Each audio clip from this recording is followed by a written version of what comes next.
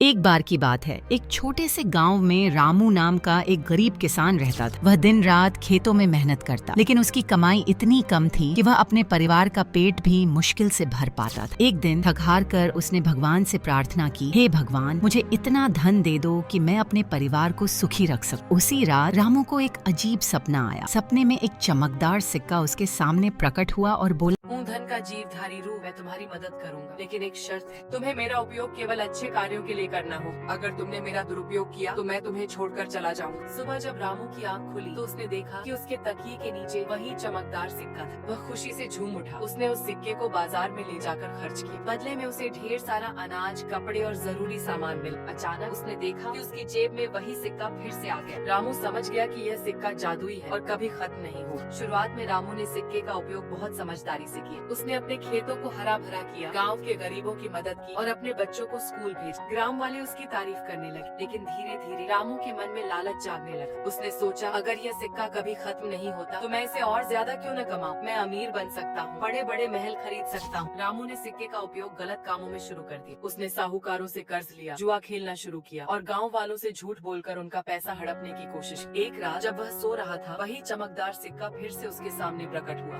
बोला, रामू, मैंने तुम्हें चेतावनी दी थी कि मेरा उपयोग केवल अच्छे कार्यों के लिए करूं। तुमने मेरे साथ विश्वासघात किया है, अब मैं तुम्हें छोड़कर जा रहा हूँ। सुबह जब रामू उठा तो उसने देखा कि सिक्का गायब हो चुका था। साथ ही उसकी सारी कमाई, उसका घर और उसकी खुशियाँ भी चली गयी। वह फिर से वही गरीब रामू बन गया, लेकिन अब उसके पास पछतावे के सिवा कुछ नहीं। यह कहानी हमें सिखाती है कि धन का सही उपयोग करना चाहिए। धन अपने आप में बुरा नहीं है, लेकिन उसका दुरुपयोग हमें बर्बाद कर सकता है। हमें हमेशा ईमानदारी और अच्छे कार्यों के लिए धन का उपयोग करना चाहिए।